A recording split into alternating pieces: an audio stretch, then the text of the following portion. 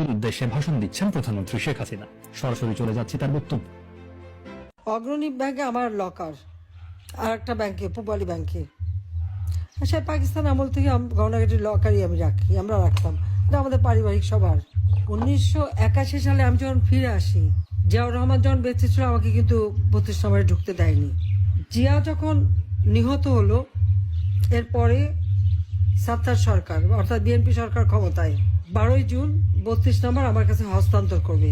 ধুলাবাড়ি ময়লা সমস্ত ভরা জায়গা, রক্তের দাগ সব ওখানে। আমার কাছ থেকে সই করালো 72 পাতা।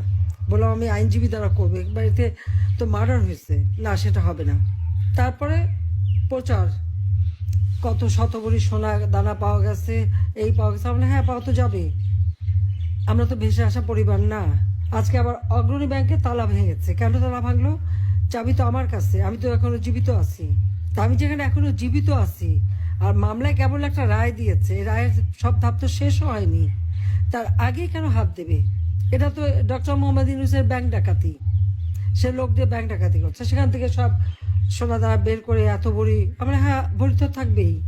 সেখানে আমার দাদি, নানি, আমার মা, কামালের বিয়ে হয়েছে, কামালের বউয়ের গহনা, জামালের বউয়ের গহনা, এমনকি পুতুলের বিয়ের পরে তার কিছু গহনা সবই তো ওখানে রাখা ছিল।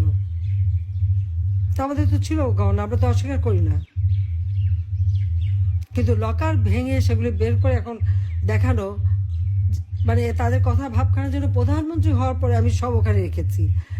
আমি চ্যালেঞ্জ দিচ্ছি যে প্রধানমন্ত্রী হওয়ার পরে কবে আমি অগ্রণী ব্যাংকে যে লকার খুলে এসেছি আর জিনিস রেখে এসেছি, সেই লগবুক বের করা হোক, দেখা হোক। আমার তো মনে পড়ে না যে আমি 96 সালে প্রধানমন্ত্রী হয়েছে প্রথম। সেই 96 সাল থেকে এ পর্যন্ত কোনোদিন অগ্রণী ব্যাংকে আমি যাইও নি, লকারও খুলিনি।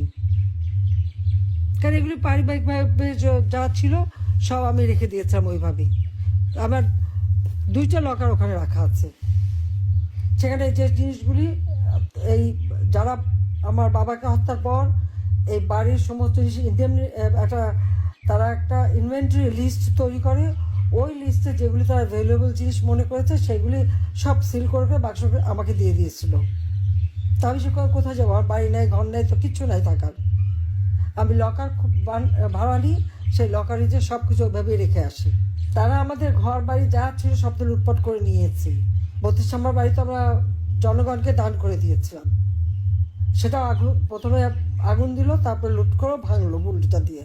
অজয় সাহেবের একটা বাসা সুধা সদন, সেটাও লুট করলো। সেখানে আমাদেরও, হ্যাঁ, সেখানে আমার অনেক গহনাগাটি ছিল, আমাদের সবারই ছিল। সেগুলিও লুটপাট, কাগজপত্র যা কিছু ছিল সব শেষ। তারপরে আগুনও দিল। গণভবন সব তো আমরা সব ফেলে দিয়েই তো চলে এসেছি। তো সেই গহনাগাটিগুলি দেখায় না কেন? সেগুলি কার পকেটে গেল?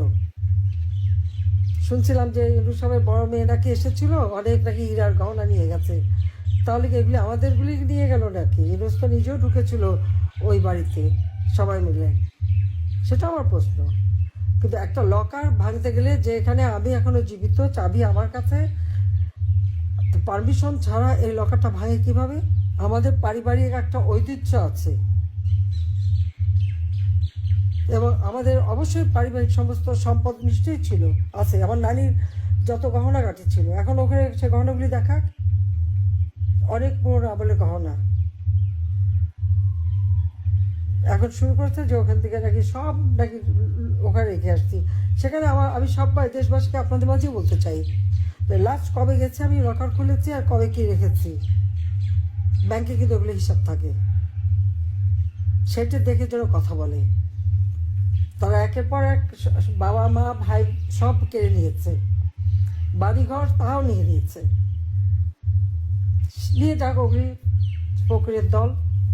কিন্তু এই যে অপবাদ দেওয়া, এই অপবাদ দেওয়া কেন?